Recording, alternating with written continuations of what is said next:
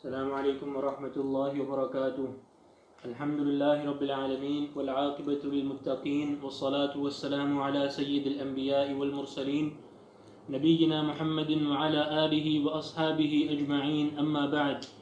يقول الإمام البخاري رحمه الله تعالى: حدثنا هدبة بن خالد قال حدثنا همام عن قتادة عن أنس بن مالك رضي الله عنه عن النبي صلى الله عليه وسلم قال: يخرج قوم من النار بعدما مسهم منها سفع فيدخلون الجنة فيسميهم أهل الجنة الجهنميين.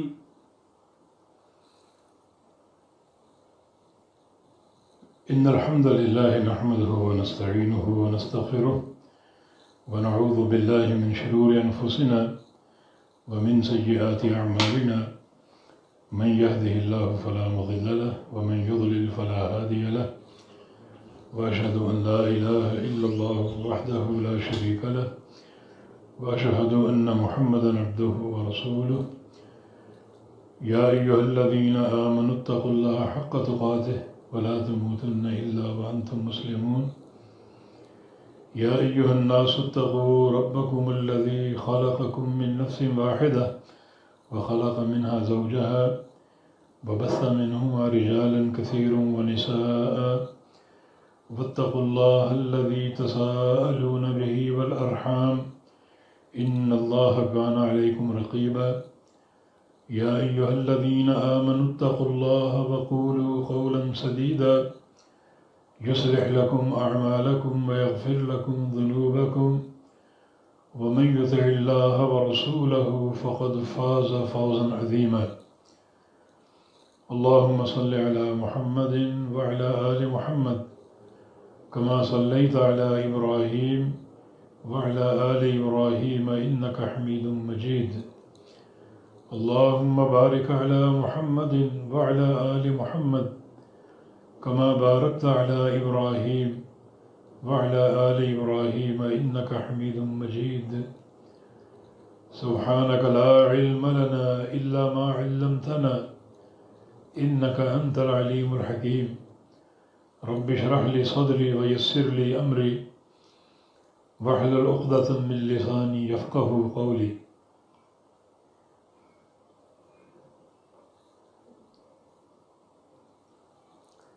أما بعد،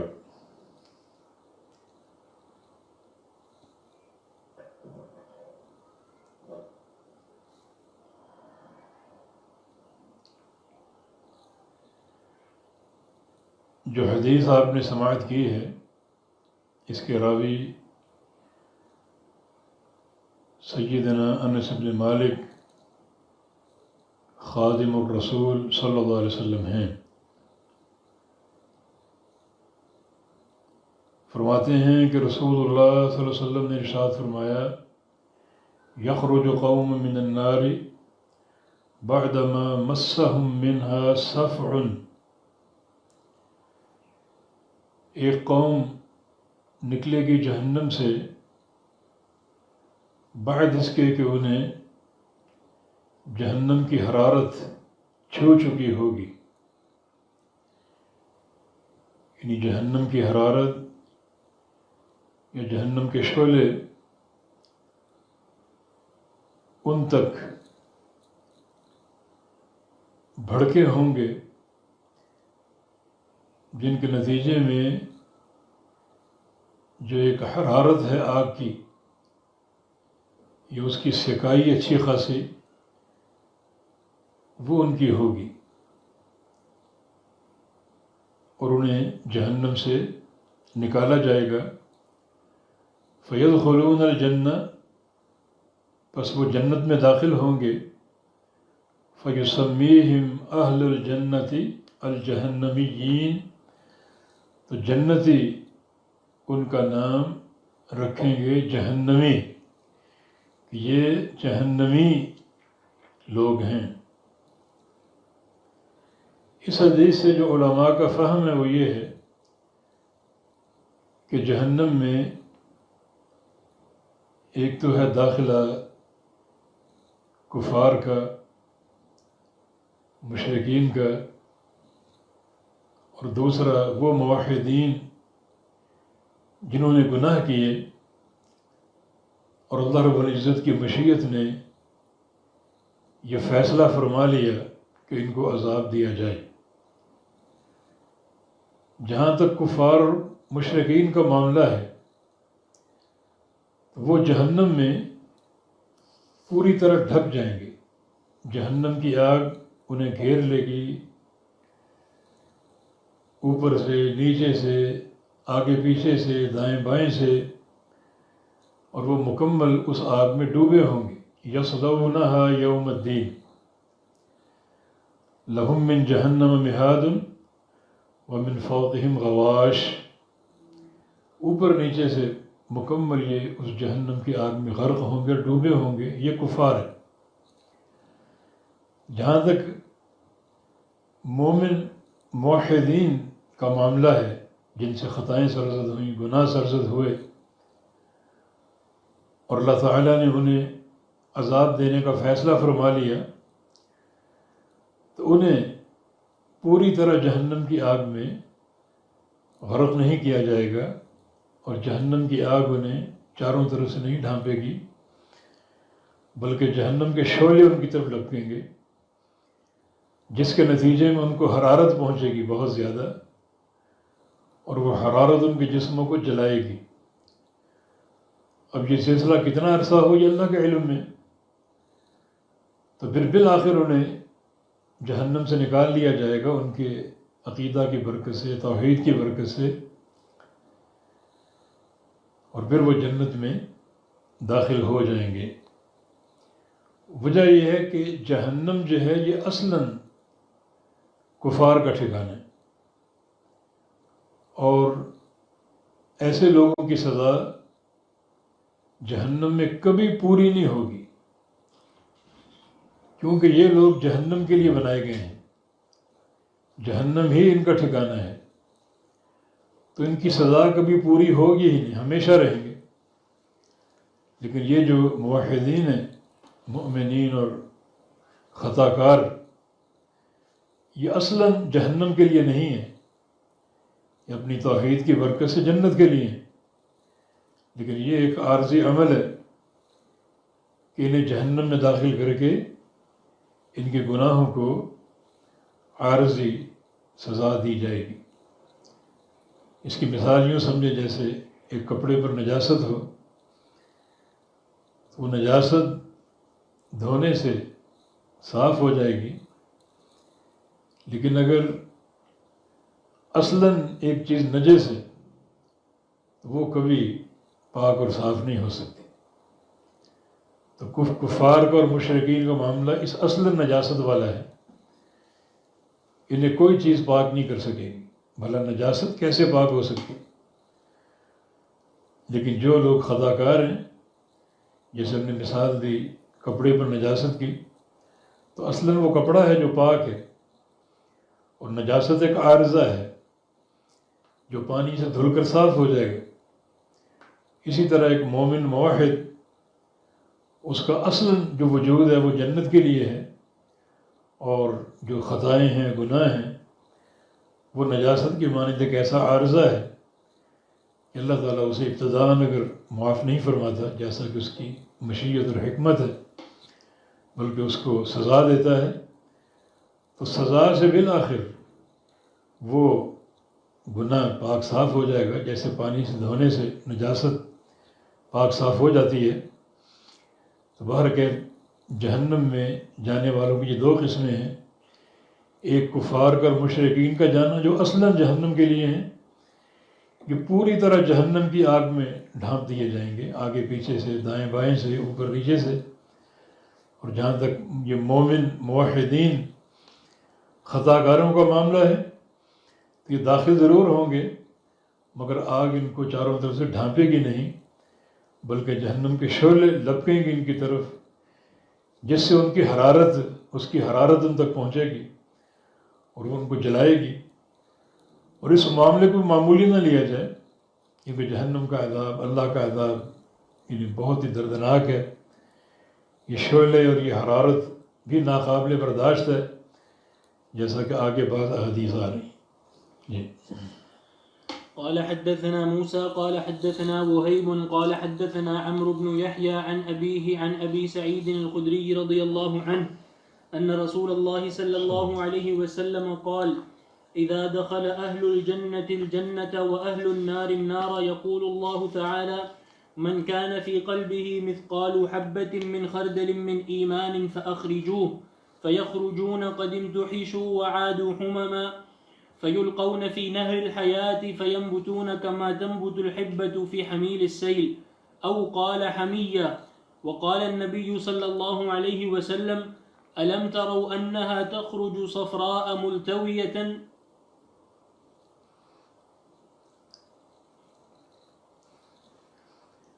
یہ حدیث سیدنا ابو سعید خدری رضی اللہ عنہ کی روایت سے ہے.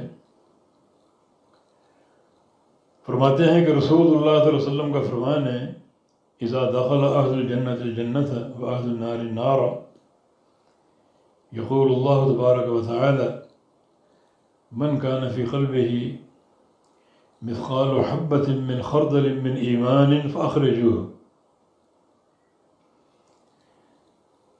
فرمایا کہ جب جنت والے جنت میں داخل ہو جائیں گے اور جہنم والے جہنم میں داخل ہو جائیں گے تو اللہ تعالیٰ فرمائے گا من کان فی قلبہ، جس شخص کے دل میں تھا مثقال حبۃ من خردل من ایمان، ایک رائی کے دانے کے برابر ایمان،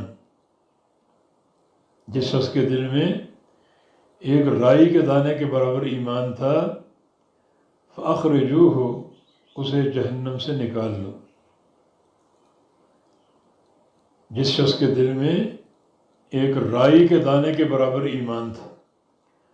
رائی کا دانہ بہت ہی چھوٹا ہوتا ہے اور وہ صاف نظر بھی نہیں آتا اپنا چھوٹا ہونے کی بنا پر.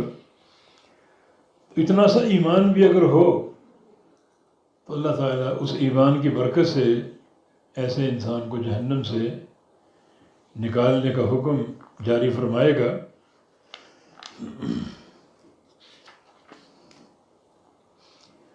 فیخرجون،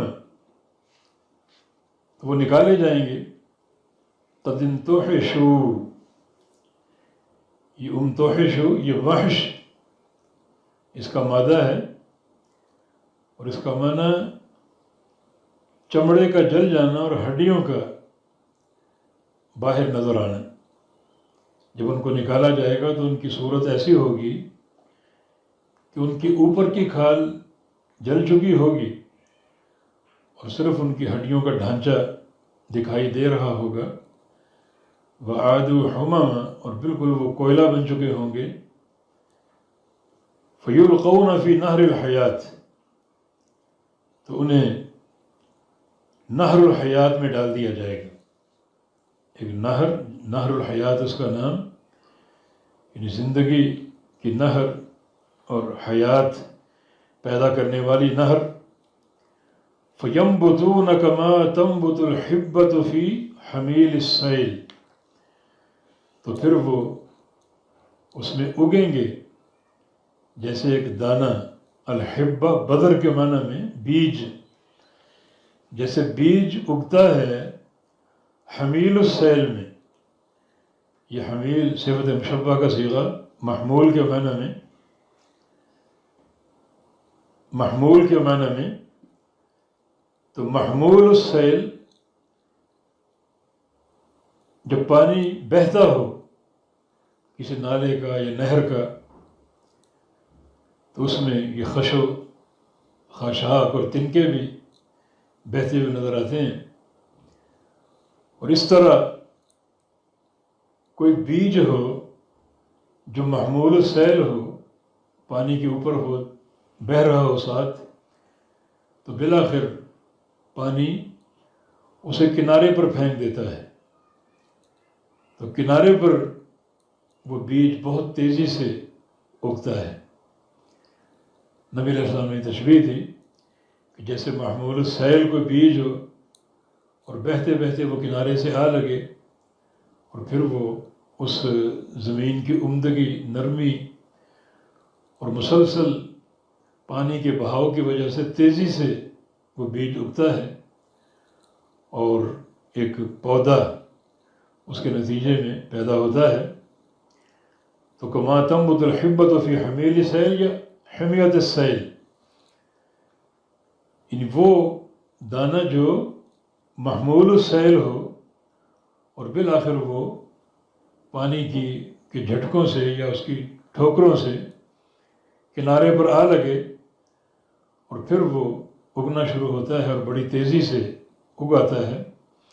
وقال النبی صلی اللہ علیہ وسلم الم تروا انہا تنبت صفراء ملتویہ، آپ نے نہیں دیکھا کہ وہ بیج کیسے اگتا ہے اور بالکل صفراء زرد اور ملتویہ پیچ اور بل کھائے ہوئے.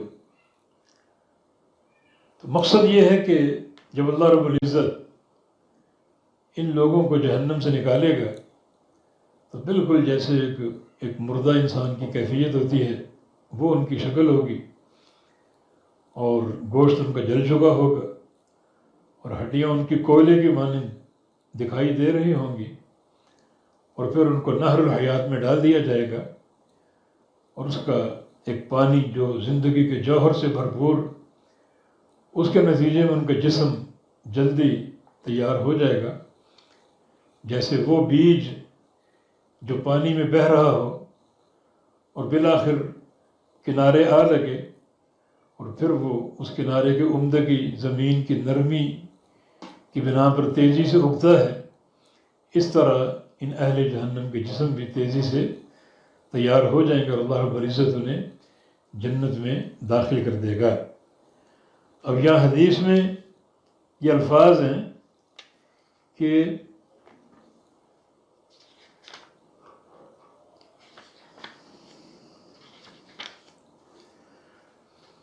فَيُسَمِّيهِمْ أَهْلُ الْجَنَّةِ الْجَهَنَّمِيِّينَ، کہ اہل جنت ان کا نام رکھیں گے جہنمیین، ان کو جہنمی کہیں گے یا ان کا نام جہنمی رکھیں گے.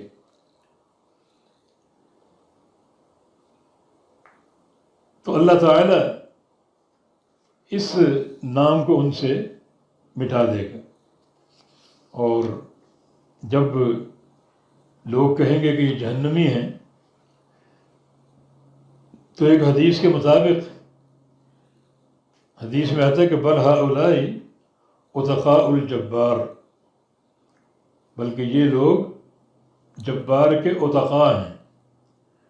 عتقاء عتیق کی جمع جس کا معنی آزاد کردہ یا آزاد شدہ، یہ اللہ تعالیٰ کے آزاد کردہ ہیں جن کو اللہ تعالیٰ نے جہنم سے نکال کر جنت میں داخل کیا. تو یہ عتقاء الجبار ہیں، انہیں ایک نسبت دی جائے گی بڑی عزت والی، اللہ تعالیٰ کی طرف منسوب ہوں گے. یہ عتقاء اللہ، عتقاء الجبار، مسند احمد کی حدیث کے الفاظ ہیں. اور بعض حدیث میں ان کے ماتھے پر لکھا ہوگا کہ ہؤلاء عتقاء اللہ، یہ اللہ تعالیٰ کے آزاد کردہ لوگ ہیں جن کو اللہ تعالیٰ نے اپنے کرم سے، اپنے فضل سے نکال لیا جہنم سے. اور یہ ان کے لیے ایک شرف کی بات ہوگی کہ ان کا عقیدہ قابل قبول تھا، ان کا ایمان قابل قبول تھا، جس کی بنا پر انہیں جہنم سے نکال کر جنت کا داخلہ عطا فرما دیا گیا. تو اس حدیث میں ایک تو ایمان کی برکت اور فضیلت، عقیدے کی برکت اور فضیلت واضح ہوتی ہے، اور دوسرا شفاعت کا اس بات، کیونکہ جہنم سے جو لوگ نکالے جائیں گے یہ شفاعت کی شفاعت سے نکالے جائیں گے. شفاعت کرنے والے انبیاء ہیں، اور سب سے بڑے شفیع المذنبین محمد الرسول اللہ صلی اللہ علیہ وسلم، احادیث میں مذنبین کے لیے ان کی 4 طرح کی شفاعتیں ثابت ہوتی ہیں.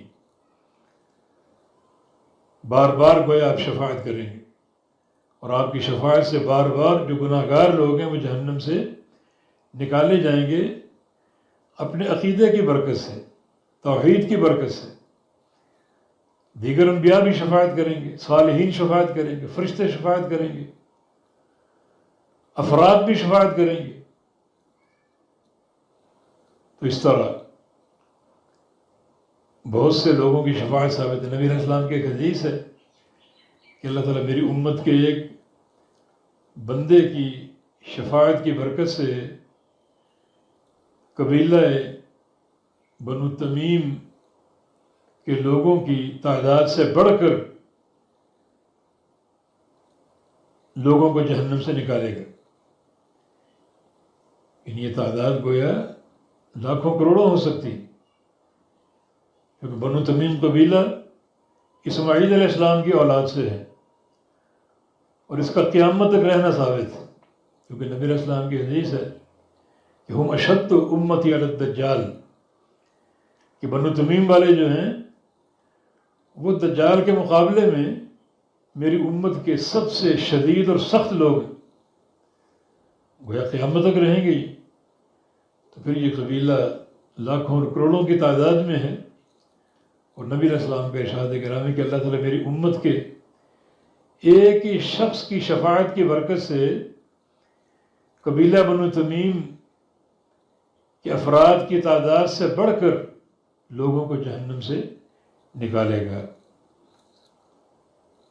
اس حدیث سے شفاعت بھی ثابت ہوئی، شفاعت قرآن سے بھی ثابت ہے، حدیث سے بھی ثابت ہے، اور اس پر اجماع امت ہے۔ لیکن کچھ طوائف ضالہ جیسے خوارج ہیں، معتزلہ ہیں، وہ شفاعت کے منکر ہیں، کیونکہ ان کا عقیدہ ہے کہ گناہ کبیرہ کا ارتکاب کرنے والا کافر ہو جاتا ہے، اور کافر کو شفاعت نفع نہیں دیتی، کفار کو شفاعت نفع نہیں دے گی، اس لیے وہ شفاعت کا انکار ہی کرتے ہیں۔ کفار کے لیے شفاعت ہے ہی نہیں، اور مذنبین کے لیے شفاعت نہیں ہے، کیونکہ وہ گناہ کر کے کافر ہو گئے۔ یعنی خوارج کا عقیدہ یہ ہے کہ وہ ایمان سے خارج اور کفر میں داخل، اور معتزلہ کا عقیدہ وہ ایمان سے خارج ہیں لیکن کفر میں داخل نہیں ہیں۔ ان خوارج اور معتزلہ کے عقیدے میں فرق یہ ہے کہ عند الخوارج گناہ کبیرہ کا مرتکب چونکہ کفر میں داخل ہو چکا اس لیے اس سے قتال حلال ہے، اور عند المعتزلہ چونکہ مرتکب کبیرہ اسلام سے تو خارج ہے لیکن کفر میں داخل نہیں ہوا، لہذا اس سے قتال حلال نہیں ہے، لیکن دونوں قیامت کے دن شفاعت کے منکر۔ یہ حدیث، اس قسم کی اور بے شمار حدیثیں جو علماء کی توضیحات کے مطابق درجہ متواتر کو پہنچتی ہیں، ان تمام احادیث کی روح سے شفاعت حق ہے۔ اس لیے امت اہل سنت شفاعت کا اقرار کرتی ہے، ہمارا یہ عقیدہ ہے شفاعت حق ہے، قرآن سے بھی ثابت ہے، حدیث سے بھی، اور امت کے اجماع سے بھی۔ جی۔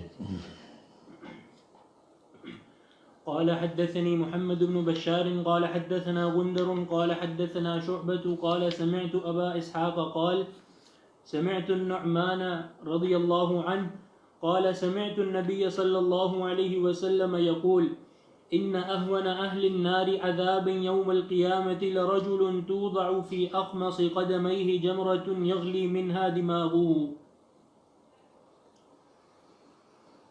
یہ حدیث سیدنا نعمان کی روایت سے ہے، فرماتے ہیں کہ رسول اللہ صلی اللہ علیہ وسلم کو میں نے یہ فرماتے ہوئے سنا، ان اہون اہل النار عذابا یوم القیامہ لرجل توضع فی اخمص قدمیہ جمرۃ یغلی منہا دماغہ،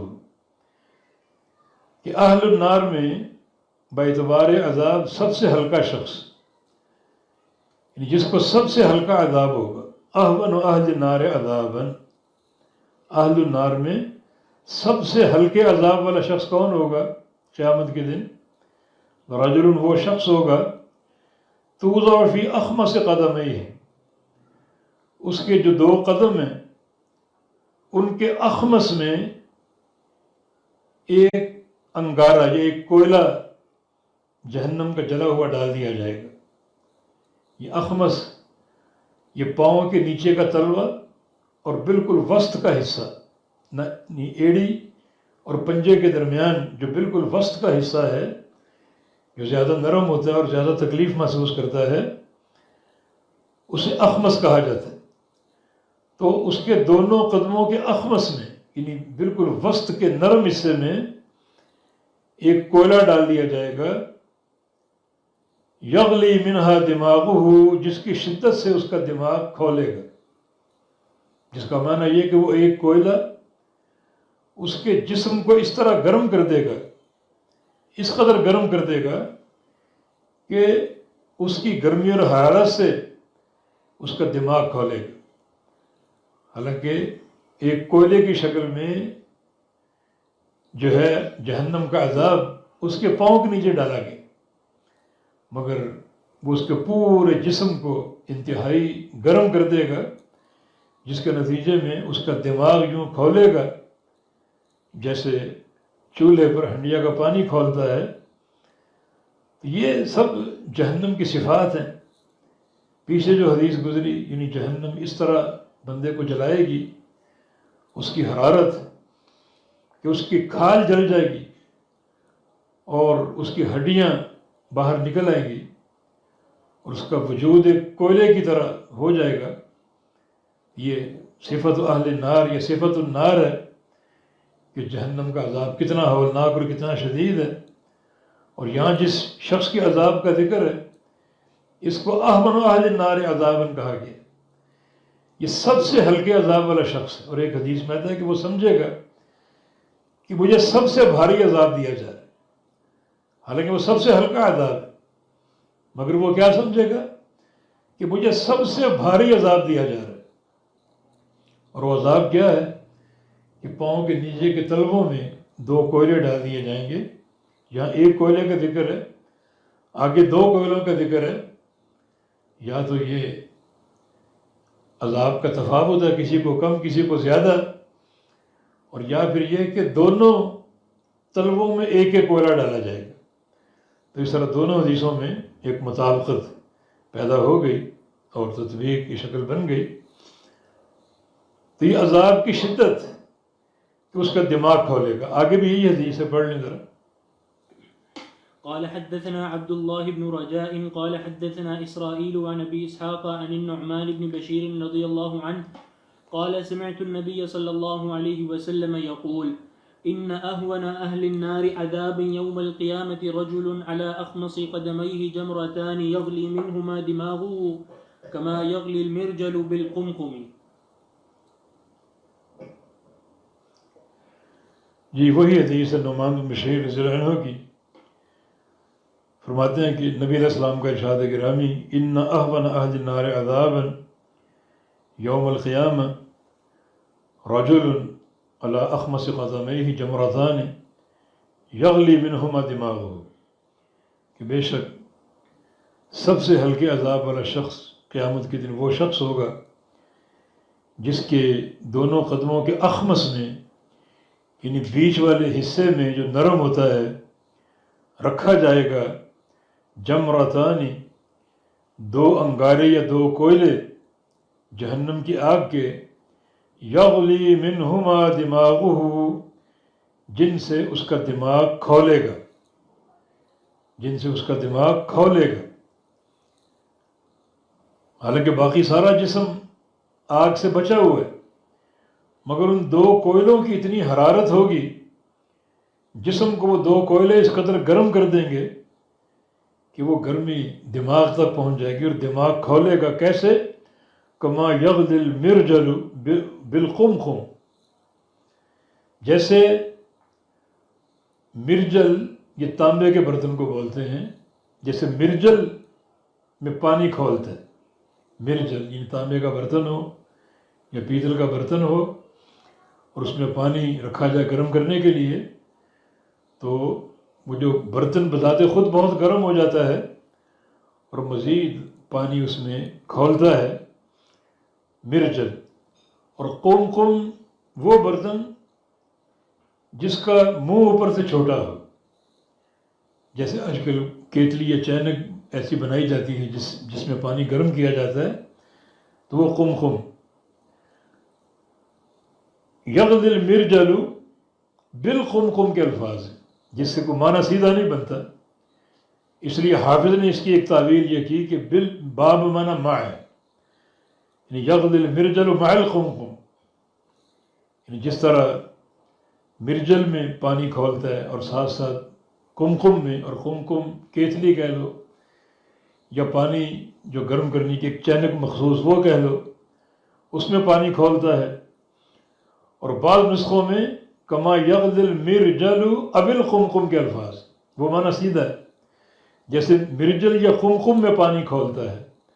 تو مرجل تانبے کا برتن اور قمقم وہ برتن جو چھوٹے منہ والا ہو، جیسے ہمارے ہاں کیتلی ہوتی ہے اور جس میں پانی گرم کیا جاتا ہے. تو یہ حدیث بھی جہنم کی ایک صفت بیان کر رہی ہے، کتنا ہولناک اور شدید عذاب ہوگا کہ صرف 2 کوئلے پاؤں کے نیچے ڈال دیے گئے اور اس سے انسان کا دماغ کھول رہا ہے. وہ 2 کوئلے ہی پورے جسم کو گرم کر دیں گے، اتنا شدید کہ دماغ کھولے گا. اس تعلق سے حدیث میں 4 طرح کے الفاظ آتے ہیں. ایک کوئلے کے ڈالا جانا، یعنی پاؤں کے نیچے کوئلہ ڈال دیے گا، 1 یا 2 کوئلے. دوسرا جہنم کی آگ کے 2 جوتے پہنا دیے گئے. اور تیسرا جہنم کی آگ کے 2 تسمے. اور چوتھا زحزاہ کا لفظ ہے جو آگے حدیث آ رہی. ابو طالب کے حوالے سے اللہ کے نبی نے فرمایا کہ میری شفاعت سے اس کو اتنا فائدہ ہو جائے گا کہ اس کا عذاب ہلکا ہو جائے گا، زحزاہ میں ہوگا. اور زحزاہ فرمایا کہ یہ جہنم کا وہ طبقہ ہے جس میں آگ صرف پاؤں کو چھوئے گی ٹخنوں تک، اور اس کی شدت سے بھی دماغ کھولے گا. تو جہنم میں جو اہل النار ہیں جن کو ہلکا عذاب ہوگا، ان کے یہ چند صیغے، یہ چند جملے استعمال ہوئے. بعضوں کو جہنم کی آگ کے 2 جوتے پہنائے جائیں گے، بعضوں کو 2 تسمے باندھے جائیں گے آگ کے، اور بعضوں کے پاؤں کے نیچے کوئلے رکھے جائیں گے. اور بعضوں کا عذاب ایسا ہوگا کہ زحزاہ ایک طبقہ جس میں صرف پاؤں کو آگ چھوئے گی ٹخنوں تک، اور باقی جسم آگ سے محفوظ ہوگا، مگر اس میں اتنی شدت ہوگی کہ ان سب کا دماغ کھولے گا. تو یہ ساری احادیث اس آگ کی صفت پر مبنی ہیں، وہ کتنی ہولناک اور شدید عذاب ہے اور کتنا شدید اللہ کا عذاب ہے. جی. قال حدثنا سليمان بن حرب قال حدثنا شعبة عن عمرو عن خيثمة عن عدي بن حاتم رضي الله عنه أن النبي صلى الله عليه وسلم ذكر النار فأشاح بوجهه فتعوذ منها، ثم ذكر النار فأشاح بوجهه فتعوذ منها، ثم قال اتقوا النار ولو بشق تمرة، فمن لم يجد فبكلمة طيبة.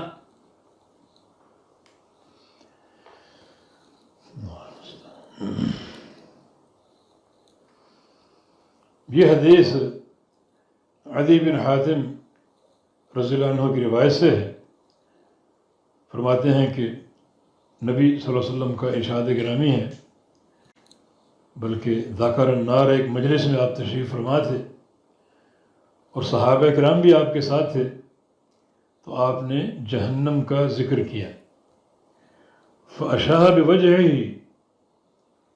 اور آپ صلی اللہ علیہ وسلم نے اپنے چہرے کو پھیر لیا، اپنے چہرے کو پھیر لیا، دوسری جانب کر لیا. فتعوذ منها، اور اس سے پناہ طلب کی اللہ تعالیٰ کی. ثم ذکر النار، پھر آپ نے جہنم کا ذکر کیا. فأشاح بوجہہ، اور پھر آپ نے اپنے چہرے کو ہٹا لیا، تیزی سے اور پیچھے کو پھیر لیا. فتعوذ منها، پھر جہنم سے اللہ تعالیٰ کی پناہ طلب کی. ثم قال، پھر فرمایا اتقوا النار ولو بشق تمرہ، بچ جاؤ جہنم سے خواہ آدھی کھجور خرچ کر کے.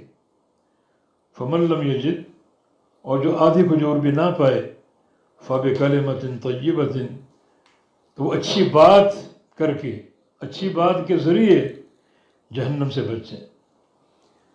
اس حدیث میں بہت سی امور ہیں، نبی علیہ السلام کی مجلس اور صحابہ کا سامنے موجود ہونا، جو اس بات کی دلیل ہے کہ صحابہ کرام نبی علیہ السلام سے علم لینے کے حریص تھے، ہر وقت منتظر رہتے کہ آپ کوئی بات ارشاد فرمائیں اور ان کو علمی فائدہ ہو۔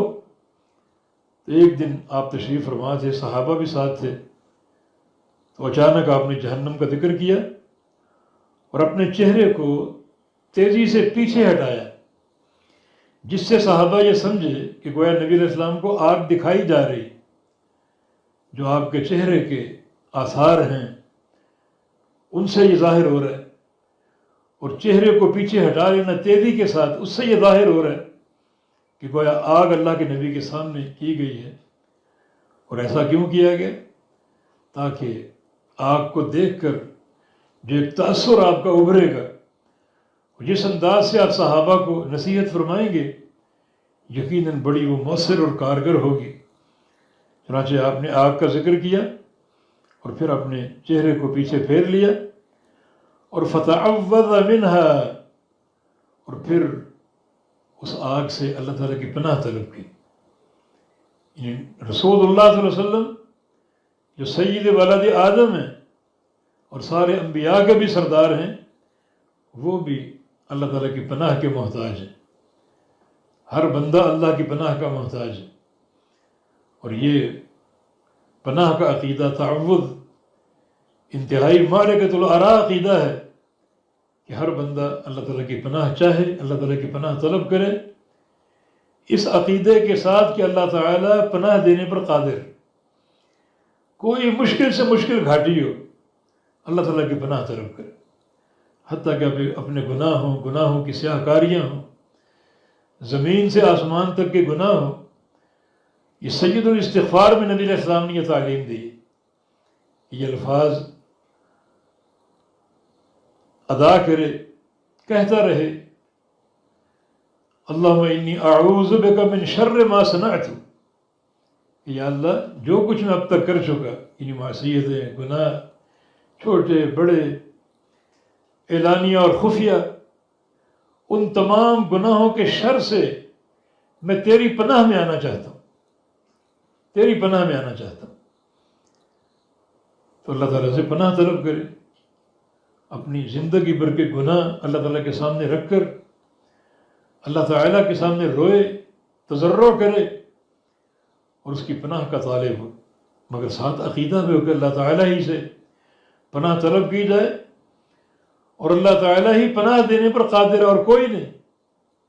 اس عقیدے کے ساتھ تو اللہ تعالیٰ یقیناً پناہ دے گا۔ اب جناب محمد الرسول اللہ صلی اللہ علیہ وسلم بار بار فتعوذ منہا، جہنم سے اللہ تعالیٰ کی پناہ طلب کر رہے ہیں، بار بار پناہ طلب کر رہے ہیں، اور یہ پناہ طلب کرنے کا عقیدہ اتنا مرکزی عقیدہ ہے کہ قرآن پاک کی تکمیل اختتام اسی عقیدے پر ہوئے۔ جو آخری دو صورتیں ہیں، لم یتعوذ بمثلہم المتعوذون، نبی علیہ السلام کی حدیث ہے کہ ان دو صورتوں میں جو تعوذ ہے، جو پناہ طلب کرنے کا انداز ہے، ایسی پناہ کبھی کسی نے نہیں طلب کی۔ جتنی شریعتیں گزری، امتیں گزری، سابقہ ادیان گزرے، امتیں گزری، انبیاء گزرے، لیکن جو پناہ کے صیغے ان صورتوں میں استعمال ہوئے، متعوذین میں سے کسی نے اس اسلوب کی پناہ طلب نہیں کی جس پر ہمارا یہ قرآن ختم ہو رہا ہے۔ اس کا معنی اللہ تعالیٰ کی پناہ طلب کرنے کے تعلق سے ان صورتوں کی بڑی اہمیت ہے، انہی پر قرآن کی تکمیل ہو رہی ہے، اور تکمیل بھی اور پناہ کی طلب بھی اس انداز سے ہو رہی ہے کہ اس کے مخاطب محمد الرسول اللہ صلی اللہ علیہ وسلم ہے، قل آپ کہو، تاکہ دنیا کو پتہ چل جائے کہ آپ بھی حالانکہ سید ولد آدم ہیں مگر خالق کائنات کی پناہ کے محتاج ہیں۔ قل آپ کہیے، قل اعوذ برب الفلق، آپ کہیے قل اعوذ برب الناس ملک الناس الہ الناس من شر الوسواس الخناس، آپ کہیے، تاکہ دنیا کو پتہ چل جائے کہ محمد الرسول اللہ صلی اللہ علیہ وسلم بھی اللہ تعالیٰ کی پناہ کے محتاج ہیں. تو انہی پر قرآن کی تکمیل ہو رہی. فتعوذ منہا، آپ بار بار جہنم سے پناہ طلب کریں اللہ تعالیٰ کی. ثم قال، پھر آپ نے فرمایا کہ اتقوا النار، جہنم سے بچ جاؤ، ولو بشق تمرہ، آدھی کھجور خرچ کر کے.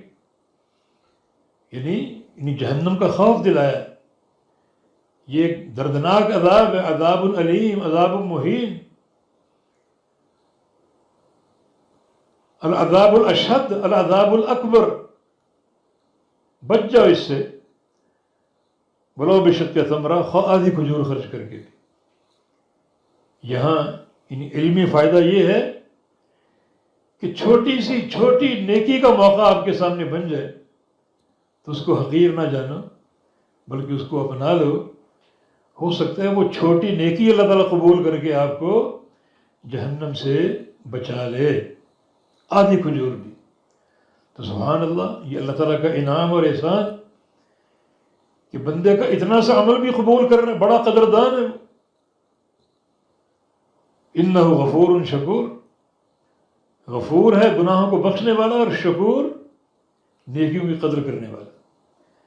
غفور ایسا ہے کہ پہاڑ جیسا گناہ بخش دے، اور شکور ایسا ہے کہ آدھی کھجور تک قبول کر لے. بلکہ ایسا شکور، ایسا قدردان ہے کہ بندے کی کھجور اپنے ہاتھ میں لے لیتا ہے اور اس کو پالنا شروع کر دیتا ہے، اور قیامت تک پلتے پلتے وہ کھجور احد پہاڑ بن چکی ہوتی. یہ اس کی قدردانی. تو آپ کا کام کیا ہے؟ اگر آدھی کھجور بھی خرچ کرنے کا موقع ہے تو وہ خرچ کر دو، اس کو حقیر نہ جانو، کسی احساس کمتری کا شکار نہ ہو. اس کا ایک فائدہ، اللہ اس کو قبول کر لے گا. دوسرا فائدہ، جس سائل کو آپ دیں گے اس کو آدھی کھجور آپ نے دے دی، کوئی ایک کھجور کسی اور نے دے دی، کسی اور نے دے دی، تو اس کی جھولی بھر سکتی ہے، اور اس کے بچے اس سے سیر ہو سکتے ہیں، ان کا پیٹ بھر سکتا ہے. تو اس میں آپ کی کھجور بھی شامل ہوگی. تو اس کو بالکل حقیر نہ جانا چاہے. تو اللہ تعالیٰ کی قدرت، اللہ تعالیٰ کا فضل و احسان اور اس کا انعام کہ اگر وہ بخشنے پر آئے تو پہاڑ جیسے گناہ کو بخش دے، اور قبول کرنے پر آئے تو ایک ذرہ برابر نیکی بھی قبول کر لے. بلکہ فرمایا کہ فمن لم یجد فبکلمۃ طیبہ، اور جو شخص نہ پائے آدھی کھجور بھی تو وہ کلمہ طیبہ استعمال کرے. کلمہ طیبہ بھی آپ کو جہنم سے بچا سکتا ہے. کلمہ طیبہ کیا ہے؟ اس سائل کو دینے کے لیے کچھ نہیں آپ کے پاس، حتیٰ کہ کھجور بھی نہیں. تو آپ اسے اچھی بات کر دیں، بد اخلاقی نہ کریں، اس کو جھاڑ پلا کے روانہ نہ کر دیں کہ تم کیا ہو، بس تمہارا مانگنا کام ہے، ہر وقت آ جاتے ہو. بلکہ اچھی بات کہہ کے اس کو روانہ کر دے، دعا دے دے کہ اللہ آپ کو دے گا، اللہ آپ کا بھلا کر دے، اللہ آپ کو رزق کی فراوانی دے. اچھی بات کہہ کے اس کو روانہ کر دے. تو اچھی بات بھی آپ کو جہنم سے بچا سکتی ہے. نبی علیہ السلام کی ایک حدیث ہے جس میں آپ نے 40 خصائل کا ذکر کیا. صحیح بخاری کی حدیث ہے.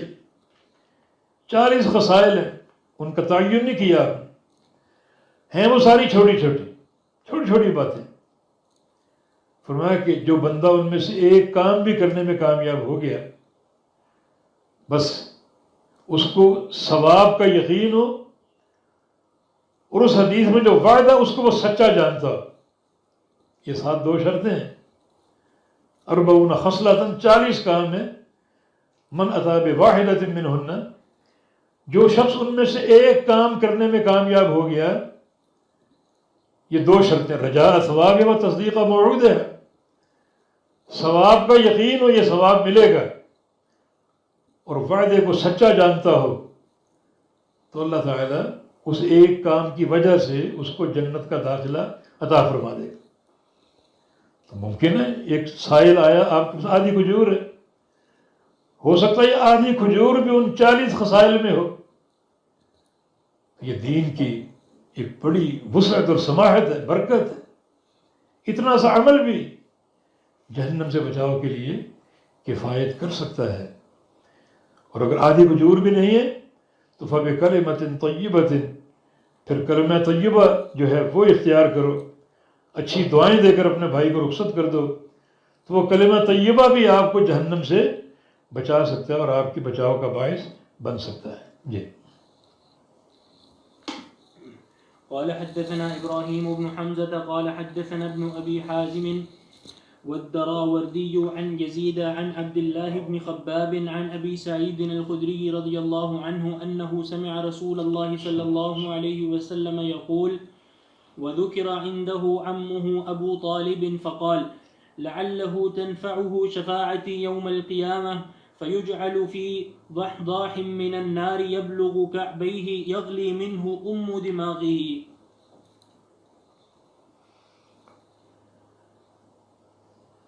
یہ حدیث سیدنا ابو سعید خدری رضی اللہ عنہ کی روایت سے ہے. فرماتے ہیں کہ نبی علیہ السلام سے انہوں نے یہ بات سنی. کب؟ وذکر عنده عمه ابو طالب، رسول اللہ صلی اللہ علیہ وسلم کے پاس ان کے چچا ابو طالب کا ذکر کیا گیا. تو آپ نے فرمایا کہ لعلہ تنفعه شفاعتی یوم القیامہ، شاید انہیں نفع دے قیامت کے دن میری شفاعت. جو نبی علیہ السلام کی شفاعت ہے وہ کئی اقسام کی. شفاعت کبریٰ، حساب و کتاب شروع کرنے کی شفاعت، اور ایک شفاعت جو مذنبین ان کو جہنم سے بچانے کی، کہ وہ داخل نہ کیے جائیں اور شفاعت کی برکت سے وہ جنت میں داخل ہو جائیں. اور تیسرا شفاعت جو داخل ہو چکے ان کو نکالنے کی. اور چوتھی شفاعت تخفیف کی، کہ ان کا عذاب ہلکا ہو جائے. نکالے تو نہیں جا سکتے، لیکن عذاب میں تخفیف ہو جائے آپ کی شفاعت سے. چنانچہ آپ نے فرمایا کہ لعلہ تنفعہ شفاعتی یوم القیامہ، کہ شاید ابو طالب کو، میرے چچا کو، قیامت کے دن میری شفاعت نفع دے دے. اور نفع کیا دے؟ فَيُجْعَلُ فِي ضَحْضَاحٍ مِّنَ النَّارِ، انہیں ڈال دیا جائے ضحضاح میں. یہ جہنم کا ایک طبقہ ہے جس کا نام ضحضاح ہے، کہ اس میں ان کو ڈال دیا جائے. یبلغ کعبیہ، جس میں آگ ان کے ٹخنوں کو پہنچے گی، یعنی پورا پاؤں یعنی آگ میں ڈوبا ہوگا اور ٹخنوں تک آگ ہوگی. یغلی منہ دماغہ، جس سے ان کے دماغ کا اوپر کا حصہ بھی کھولتا ہوگا، جوش مارتا ہوگا، جیسے چولہے پر ہنڈیا کا پانی جوش مارتا ہے. کیونکہ ابو طالب نے نبی علیہ السلام کی بڑی خدمت کی تھی، لیکن جیسا کہ آخری آپ کے مرض الموت کا قصہ ہے، آپ نے زندگی بھر ان کو دعوت دی، کلمے کی، توحید کی، نہ پڑھ سکے. حتیٰ کہ آپ کو خبر دی گئی کہ آپ کے چچا بستر مرگ پر ہیں، تو اللہ کے پیغمبر بھاگے وہاں تشریف لے گئے. اور وہ کمرہ صنادید قریش سے بھرا ہوا تھا اور کوئی آپ کو آگے نہیں بڑھنے دے رہا تھا. تو آپ نے اس کمرے کی چوکھٹ سے ہی آواز لگائی کہ یا عمی قل لا الہ الا اللہ، اے چچا کلمہ پڑھ لیجئے. مگر وہ دائیں بائیں سب کو دیکھ رہے ہیں. ابو جہل جیسا لعین بیٹھا ہوا ہے، ابو لہب جیسا، اور یہ سب منع کر رہے ہیں کلمہ نہ پڑھو، کلمہ نہ پڑھو. اور ان کی بات اس نے مان لی، کلمہ نہیں پڑھا.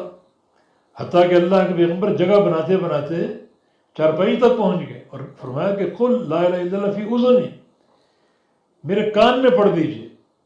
وحاج لک بہ عند ربی یوم القیامہ، میں قیامت کے دن اس کلمے کو حجت بنا کر آپ کو بخشوانے کی پوری کوشش کروں گا. مگر کان میں بھی نہ پڑھ سکے. جو ایک ان کے دوست تھے پرانے جاہلیت کے، کفر کے، وہ ان پر غالب آ گئے. اللہ کی حکمت اور اس کی مشیت. لیکن نبی علیہ السلام کی خدمت بہت کی تھی، تو آپ نے فرمایا کہ میں شفاعت کروں گا، اور میری شفاعت کا اتنا نفع ہو سکتا ہے کہ اللہ تعالیٰ ان کے عذاب میں تخفیف کر دے. اور وہ تخفیف یہ ہے کہ ان کا پورا جسم اللہ تعالیٰ آگ سے محفوظ رکھے، اور صرف ان کو آگ کے 2 جوتے پہنا دے، مانا پاؤں میں آگ ہو ٹخنوں تک، اتنی سی آگ، لیکن اس میں اتنی شدت ہوگی، اس قدر وہ ہولناک آگ ہوگی کہ یغلی منہ دماغہ، کہ اس سے ان کا دماغ کھولے گا جیسا کہ چولہے پر ہنڈیا کا پانی کھولتا ہے۔ تو اس حدیث میں بھی جہنم کی ایک صفت مذکور ہے، اور وہ جہنم کی آگ کی شدت ہے کہ حالانکہ آگ صرف پاؤں تک ہوگی مگر پورے جسم کو اتنا گرم کر دے گی کہ اس جسم وہ گرمائش جو ہے اس سے دماغ کھولے گا، جیسے آپ نے چولہے پر پانی کھولتے ہوئے دیکھا ہو۔ یہ اس کے دماغ کا عالم ہوگا، اور دماغ کا ایک اسلوب ہوگا کہ اس جسم کی گرمی سے وہ کھولے گا، حالانکہ وہ گرمی جسم کے ساتھ براہ راست نہیں ہوگی بلکہ صرف پاؤں تک آگ ہوگی، اور وہ پاؤں کی آگ جسم کو گرم کر دے گی جس سے ان کا دماغ کھولے۔